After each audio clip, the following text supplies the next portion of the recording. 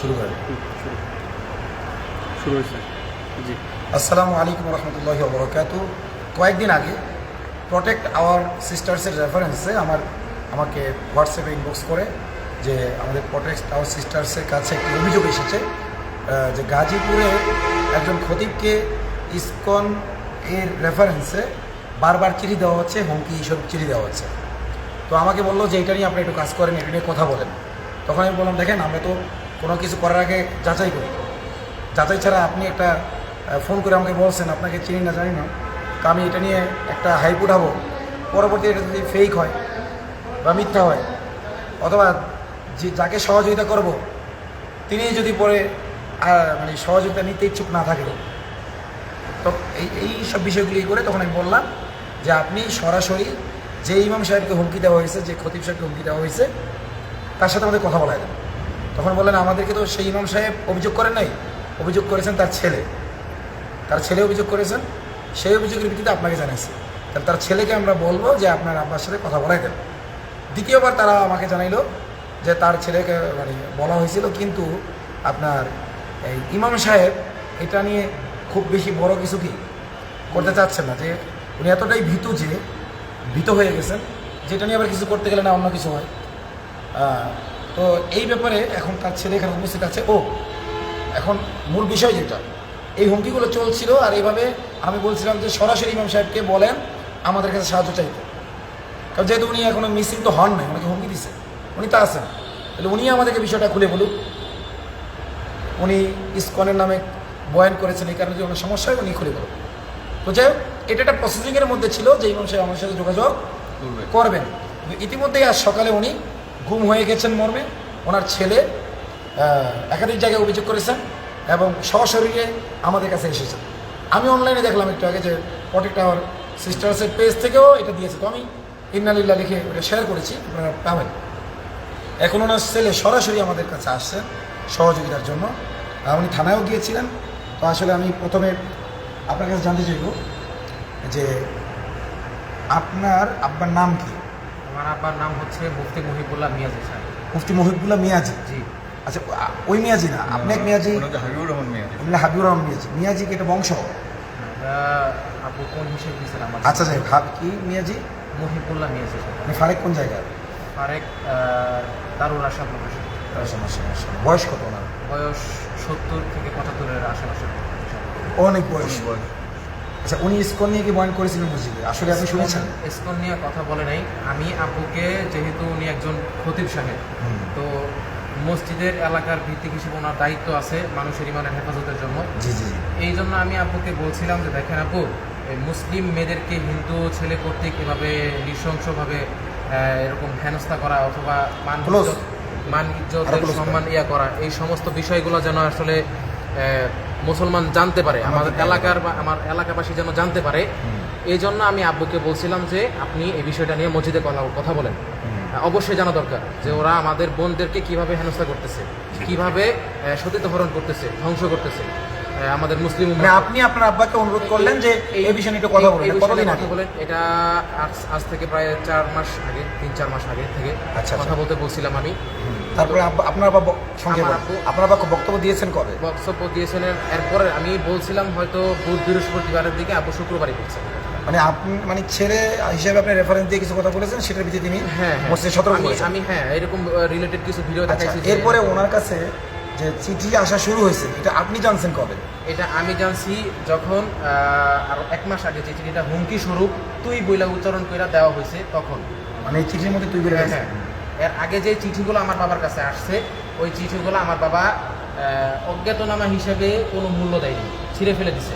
কিন্তু এইখানে আমাদের কমিটি সহ সমস্ত মানুষকে উল্লেখ করা হয়েছে, নামটা সহ। হ্যাঁ, নাম হচ্ছে শহীদ, এবং শহীদ হচ্ছে আমাদের মসজিদের শহীদ সাহেব, উনি হচ্ছে সেক্রেটারি, আর রশিদ যে আছে উনি হচ্ছে আমাদের মসজিদের কেশিয়ার। ওনাদেরকে আব্বুকে এই সব কথা বলা হয়েছে যেগুলো এখন চিঠিতে আছে। আচ্ছা, এই চিঠিটা কয় তারিখ? এখন যে তারিখ লেখা আছে এটাই? এই চিঠিটা 14/9/2025 সালে ওরা লিখছে। আচ্ছা, কিন্তু আমরা পাইছি 5 থেকে 7 দিন পর। মানে যেই তারিখে চিঠিটা লেখছে তার এটা কি সব লাস্ট চিঠি? না, এটা প্রথম চিঠি, এটা 5 নম্বর চিঠি আব্বুর ভাষ্য মতে। মানে আপনার আব্বুর ভাষ্য মতে এটা 5 নম্বর চিঠি? জি। আচ্ছা 14/9/2025। দেখেন এখানে কার্টুন আঁকা হয়েছে, তাকে এই যে তরবারি কার্টুন। অরিজিনাল তো, এটা ফটোকপি। এটা ফটোকপি।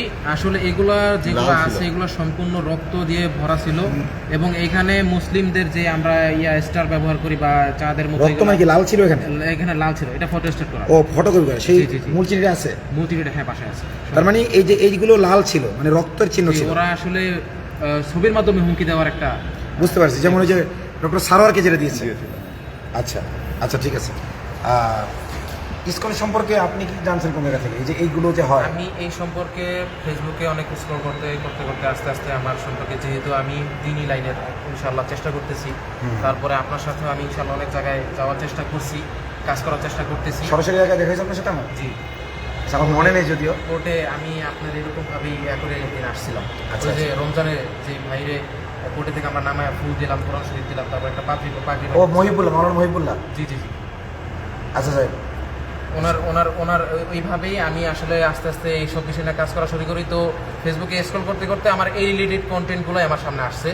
ইসকনের এই ভাউকা লাভ ট্র্যাপ যেটা আছে, লাভ জিহাদ সম্পর্কে, ওই জিনিসটা আমার সামনে আসে। তো এই জিনিসটা আমি বলছি মানে আপনি অনলাইন মাধ্যমে বললাম বিভিন্ন ভিডিও দেখে, বিভিন্ন মেয়েদের ওই যে মামলা ঘটনাগুলো দেখে, দেখে, নিউজ টিউজ দেখে হ্যাঁ, হ্যাঁ। আপনি এই বিষয়ে সচেতন করতে চেয়েছেন আপনার আব্বাকে। আপনার আব্বা মোটামুটি একজন হক্কানি আলেম হিসেবে মানুষকে সতর্ক করেছেন। সতর্ক করতে চেয়েছিল। আচ্ছা, এর মধ্যে এইটা হলো 5ম চিঠি। এটা কত নম্বর চিঠি? এটা 6ষ্ঠ নাম্বার চিঠি, গতকালকে রাতে দেওয়া। এটা গতকাল রাতে দিছে। জি আচ্ছা, এটা লাস্ট চিঠি। জি জি। আচ্ছা, 6ষ্ঠ নম্বর চিঠি। আবার বলেন যে মোট 10টা দিছে। মোট 10টা ওদের ভাষ্য মতে, কিন্তু ও আব্বু- আচ্ছা আচ্ছা, হ্যাঁ, হ্যাঁ। আপনার আব্বা পাইছে 6টা। আমার আব্বু পাইছে এটা নিয়ে 6টা। যেখানে ওরা এ যাবৎ লিখছে- 10টি চিঠি দেওয়া হয়েছে। আচ্ছা আচ্ছা, এটা okay. ওরা না, না, লিখছে। ওদের ভাষ্য মতে ওরা লেখছে যে 10টি চিঠি দেওয়া হয়েছে, জি। না আপনারা পাইছেন করে সেটা বলুন। আমরা পাইছি 6টা মোট। আচ্ছা, তো দর্শক এখানে দুইটা চিঠি আছে। 5 নম্বর যে চিঠিটা, নাকি 6 নম্বর? হ্যাঁ, 5 নম্বর চিঠিতে এখানে লেখা আছে এর আগেও 10টা দিছে। তার মানে আপনার চিঠির সংখ্যা 10-এরও বেশি হবে। হ্যাঁ, 5 এটা- আপনাদের দৃষ্টিতে 5 বা 6, এর আগে 10টা দিতে হবে। তাহলে যেটার মধ্যে লেখছে যে এর আগে 10টা দেওয়া হয়েছে, তাহলে এটা 11, কমপক্ষে 11 হবে। এটা 11, জি জি জি এইটা 11। এরপরে এই দুই চিঠির মাঝখানে যদি আর কোনো চিঠি না থাকে, তাহলে এটা হবে 12 নম্বর চিঠি, জি জি। রাইট? তাহলে মোট 10টা চিঠি দেওয়া হয়নি। ওরা এখানে লেখছে 10টা দেওয়া হয়েছে, তাহলে ওদের ভাষ্য মতে এটা 11 নম্বর। জি জি। ওদের ভাষ্য মতে এটা 12 বা তার চেয়ে বেশি নম্বর। যদি মাঝখানে চিঠি থেকে থাকে তাহলে আরো বেশি নম্বর। আচ্ছা, তো আপনার আব্বা মিসিং হয়েছে কবে? আমার আব্বু মিসিং হয়েছে আজকে সকালবেলা আজকার পড়ার পরে 6টা, 6:30 থেকে 7টা, এই আধা ঘন্টার সময়ের ভিতরে বাসায় চলে আসে উনি। হুম হুম। এরপরে একটু শরীরে, যেহেতু বয়স্ক মানুষ, একটু হাঁটতে বের হন। তো মোবাইলে ওরকম চার্জ নিয়ে বের হন নাই, কারণ হচ্ছে 1 ঘন্টা পর উনি বাসায় চলে আসবেন হাঁটার হিসেবে। 1 ঘন্টার বেশি হাঁটা লাগে না এই জন্য। তো উনি এরকমভাবে 6:58 বাসা থেকে বের হয়েছেন। আমরা সিসি ক্যামেরা চেক করছি, 6:58 CC ক্যামেরা চেক করছি বলতে উনি কোন জায়গায় গেছেন, কোন পথে গেছেন ওইটা চেক করছি। কোথায় গেছেন এটা এখনো জানি না। আচ্ছা সিসি ক্যামেরা চেক করছি যে উনি ওই পথে গেছেন। কোন পথে? মোর আচ্ছা, আজানটা হয়ে যাক। আজান হওয়া পর্যন্ত আমাদের সাথে থাকুন। এই দেখেন।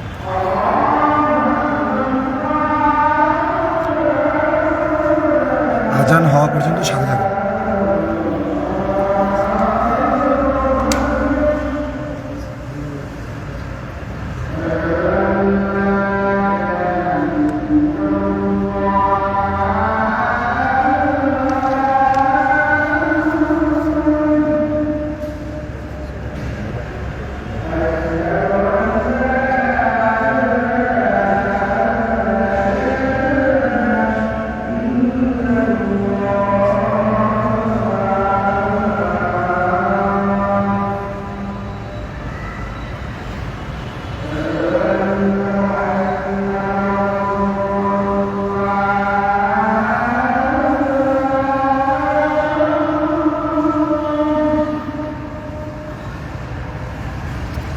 শুধু এই ছবিটা।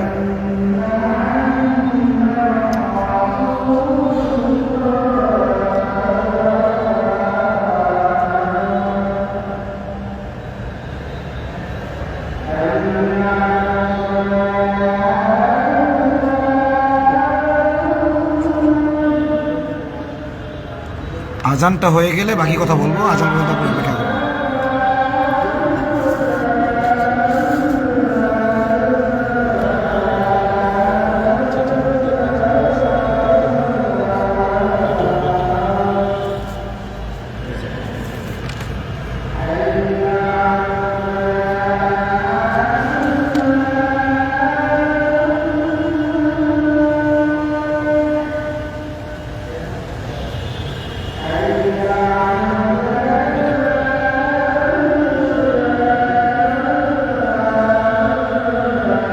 আজান হয়ে গেলে আমরা বাকি কথা বলবো, সবাই একটা শেয়ার করে সাথেই থাকুন।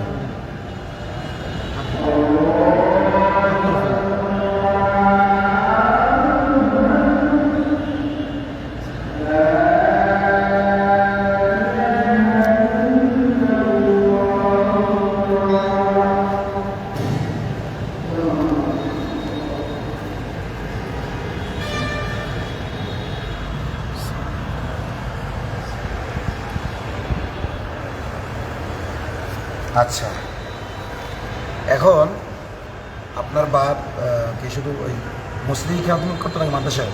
জি শুধু মুসলিম। তাহলে আপনাদের পরিবারেরও তো নিরাপত্তা নেই। আমার বাসায় এই মুহূর্তে আমার বাসায় শুধু আমার মা, আমার বোন। আচ্ছা একটু লাইভ, আচ্ছা বলছেন হ্যাঁ বলেন। আমার মা, আমার বোন আর হচ্ছে আমার বোনের ছোট একটা বাচ্চা আছে, এছাড়া বাসায় কেউই নেই, পুরুষ মানুষ কেউই নেই। পুরুষ মানুষের কি নিরাপত্তা আছে নাকি? এই প্রশাসন গতকাল যে আমাদের প্রোগ্রামটা ছিল, এত বড় প্রোগ্রাম, একটা পুলিশ দিয়ে সহযোগিতা করে নেই, উল্টো এসে আমাদের একটা থ্রেট দেওয়ার মতো, দেখেন কোনো বিশৃঙ্খলা যে না হয় এ বলে চলে গেছে। আমাদের প্রোগ্রামে পুলিশ সহযোগিতা করতেছে না। এমনকি এই যেই মেয়েটা আশামণি, তারা কি করছে, হঠাৎ করে যে মানে হাসপাতালে রিলিজ দিছে, ওরা ওদের মহিলা পুলিশ সরাই নিয়ে চলে গেছে। কিন্তু এই যে পরিবারটার কি হবে, তার নিরাপত্তা দেওয়ারও কোনো দায়িত্ব প্রশাসন নেয়নি। পরে তার বাপ সকাল থেকে নিয়ে কটার সময় আমরা খাওয়াইছি, মানে সন্ধ্যার আগ দিয়ে আমরা যাই খাওয়াইছি, মানে তার বাপ মানে মেয়েটার বাপ ওইখান থেকে বের হয়ে হচ্ছে কিনা, এই যে হচ্ছে আলহামদুলিল্লাহ। আলহামদুলিল্লাহ কি বলছিলাম, আপনি কি বলছিলেন যেন? নেটওয়ার্ক ঠিক আছে? ঠিক আছে, ঠিক আছে, হ্যাঁ বলেন। পুলিশ ও আশামণির যে বিষয়টা, গতকাল আশামণির ফ্যামিলি আমাদের করে গতকাল এর জন্য দুঃখিত, এবং এই মুহূর্তে আমাকে কল দিয়ে না প্লিজ, আমরা একটা লাইভ করতেছি, জরুরি লাইভ, প্লিজ কল দিয়ে দিতে। গতকাল আশামণিকে কিন্তু পুলিশ এক নম্বর যেটা বললাম যে আমাদের ওইখানে কোনো নিরাপত্তার ব্যবস্থা তারা করে নেই, বরং বলছে দেখেন কোনো বিশৃঙ্খলা যেন না হয়। আবার ইন্না লিল্লাহি ওয়া ইন্না ইলাইহি রাজিউন, ইন্না লিল্লাহি ওয়া ইন্না ইলাইহি রাজিউন। কই লয়ে গেছে, কই নিয়ে গেছে? আপনার কাছে জানাইলো কেটা? উনি জানছে কার কাছ থেকে? এই দিন কামতে তোমার মাইরে ফেলেছে, কিছু বলছো নাকি? আরে তুমি শান্ত হও ভাই, ও যেভাবে কামতে আমি বলছি মাইরে ফেলেছে। হ্যালো, আপনি কে? আপনি তোমার আম্মু? আচ্ছা, ওর বোন বলছেন। আপনার আব্বাকে ইসকনের সদস্যরা নিয়ে গেছে এটা বলতেছেন?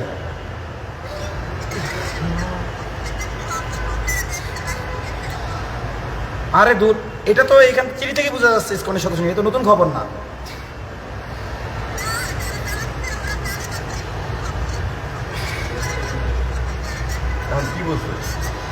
কি বলছে? ভারত নিয়ে যেতেছে। ভারত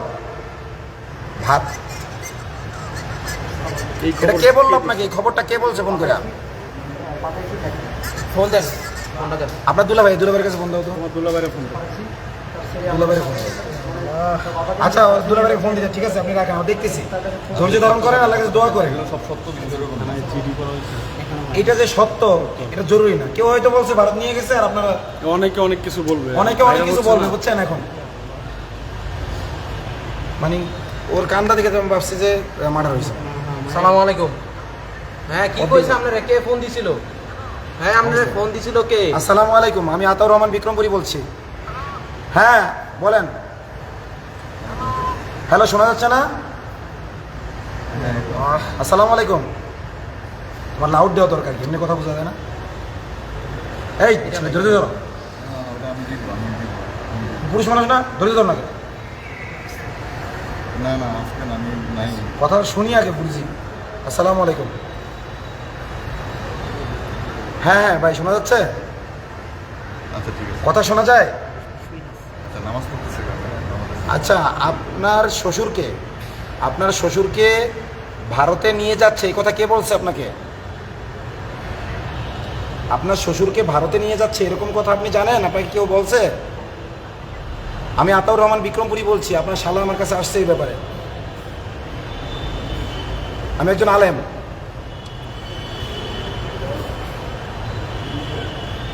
আলেমদের মাধ্যমে শুনতে পারছেন? কোন আলেমের মাধ্যমে? ভাই সকালে যদি মিসিং হয় এত তাড়াতাড়ি কি ভারত পর্যন্ত যায়? এইসব কথা মহিলাদের এখন ছড়েন না, আমরা দেখতেছি, থানায় যাচ্ছি, ধৈর্য ধারণ করেন।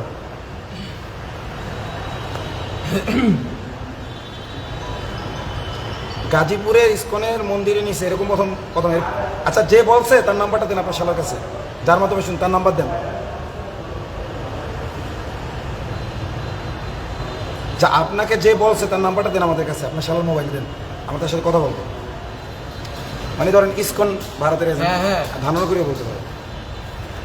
হ্যালো, তো যাই হোক প্রিয় দেশবাসী, আপনারা জানলেন যে এই ছেলেটার আব্বা খতিব, হ্যাঁ দোলা ভাই, এবং তিনি কোন মসজিদের ইমাম? কোন মসজিদ যেন?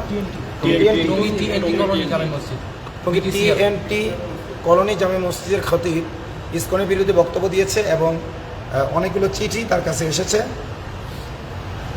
এই যে কল দিয়ে ডিস্টার্ব করতেছে।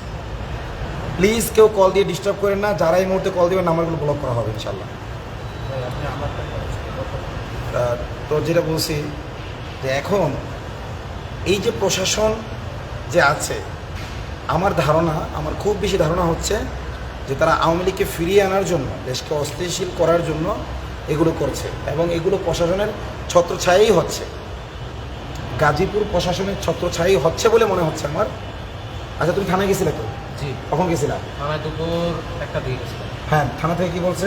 থানা থেকে বলছে আপনারা মাগরিব পর্যন্ত ওয়েট করেন, সে ফিরে কিনা, সে ফিরে আসে সে ফিরে কিনা এটা ওয়েট করেন, এবং আমার নাম্বার, আমার বাবার নাম্বার, আমার নাম, আমার বাবার নাম রাখছে, এতটুকু রাখছে। এরপরে বলছে আপনারা মাগরিবের সময় আসেন। সাথে সাথে তারা কোনো কিছু প্রথম নেয় নেই, জি না, মানে কোনো জিডিও নেয় নেই? জি না। আচ্ছা, এখানে তুমি বলছো চিঠি দেখাইছো?